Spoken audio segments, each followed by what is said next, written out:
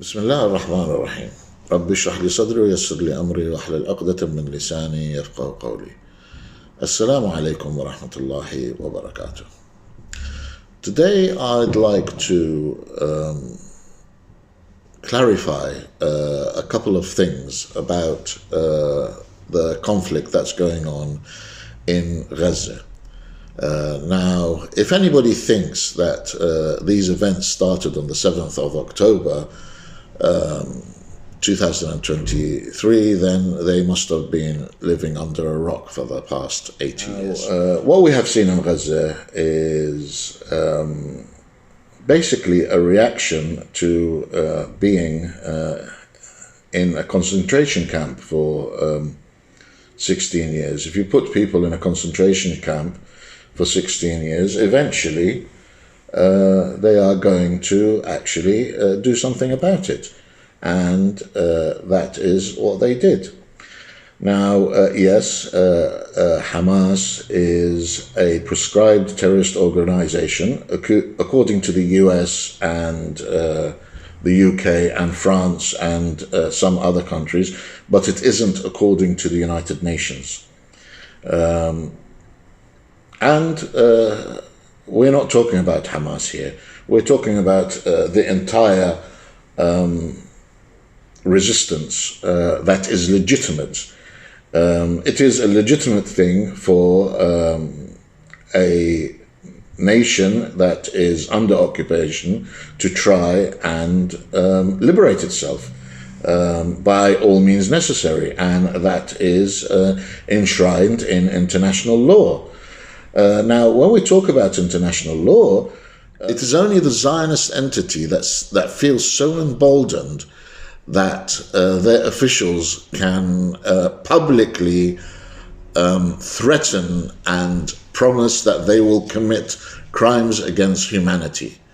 And to make it even worse, you have states that are supposed to be reputable, like the United States and the United Kingdom and France, parroting those threats and thinking that it's quite okay to do it. For example, apartheid is a crime against humanity, and it has been a crime against humanity since 1948. So the UN recognizes apartheid as a crime against humanity. The Geneva Convention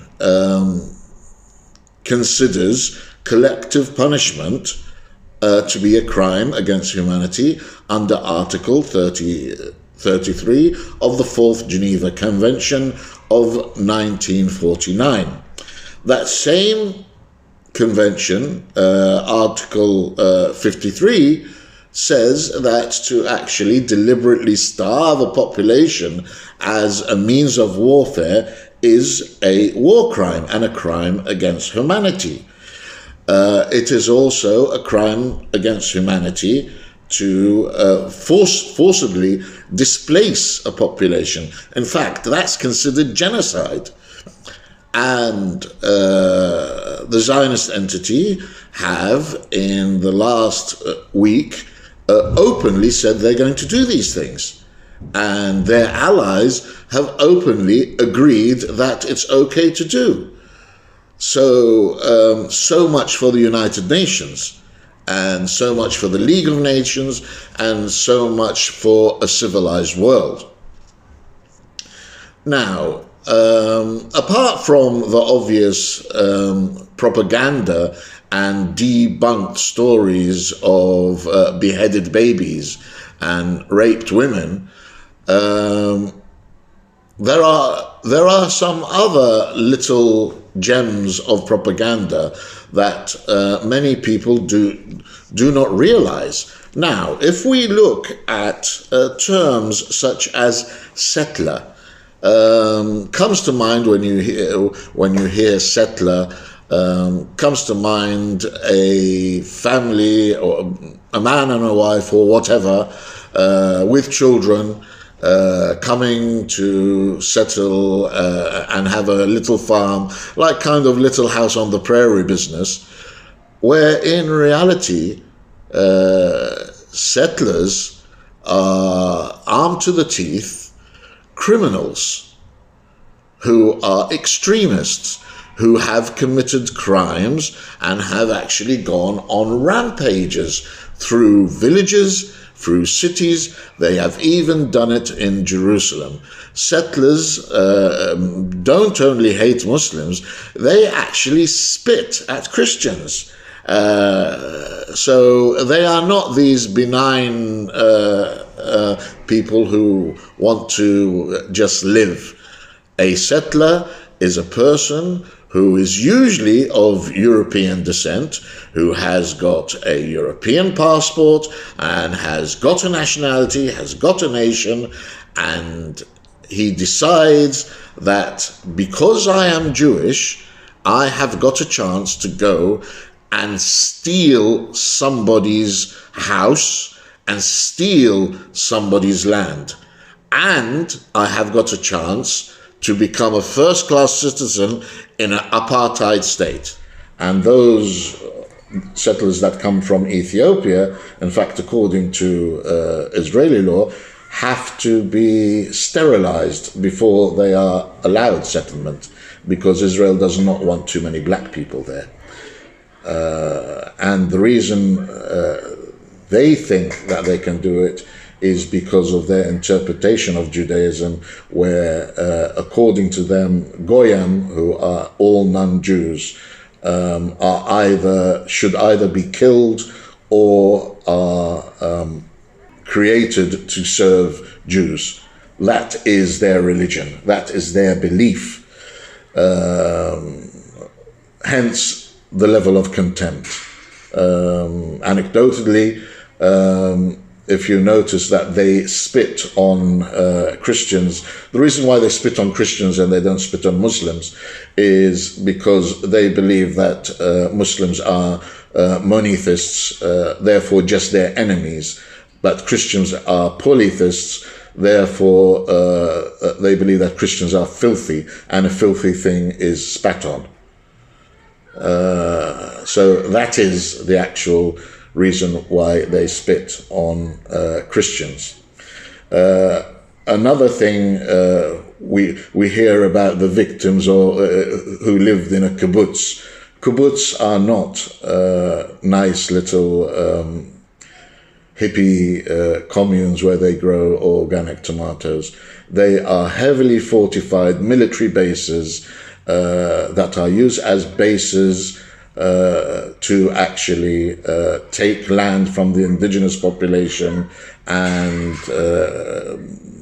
burn olive trees and basically make it as difficult as possible for the indigenous population to live.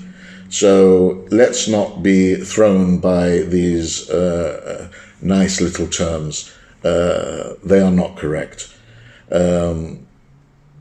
Western media has played a terrible role in this conflict by dehumanizing, by using same old scare tactics that has dehumanized the Palestinians. And even though the stories that were spread were debunked, it's already too late. I mean, I bring to you the case of a story that about beheading babies that was first spread by the Independents. Ironically, Journalist of the Year, Bell True, who spread the rumors that 40 babies' heads were cut off, and this led to a little boy getting killed in Chicago by an extremist because the guy just believed the story. So the situation isn't good at all. Now we come to the attitudes of the politicians here in the UK. Some politicians fall under the the category of right wing or whatever, who would actually be of that ilk. But it seems that everybody, if you look at the Conservative Party, it seems to have come at a time where democracy is very scarce, as Rishi Sunak, the current Prime Minister, was not elected. So you have Rishi Sunak, who is a Hindu, a committed Hindu, who has Hindutva beliefs, which makes him a vehement enemy of Muslims, and makes the idea of a caste society or a two-class society quite comfortable. It's not a problem for him. You have Suella Braverman, who's also a Hindu on one side, and her husband is a committed Zionist. So it's understandable, even though it's not acceptable. As for Keir Starmer, the head of the Labour Party, even though he pretends to be not anti-Semitic, he is the epitome of anti-Semitic, as he is perpetuating the stereotype that Jews run everything and he's not going to get ahead unless he is nice to the Jews. So that is where we are politically, even though Rishi Sunak has tempered his language today in Parliament due to the volume of complaints, because there are certain organizations who are threatening to take him to court. So this is what is going on in Gaza, and this is what is going on in the world. Now, what can we do about it, those people who are decent enough to know that you can't break international law? The politicians who get it wrong, punish them at the ballot box. Don't vote Labour. Don't vote for Keir Starmer.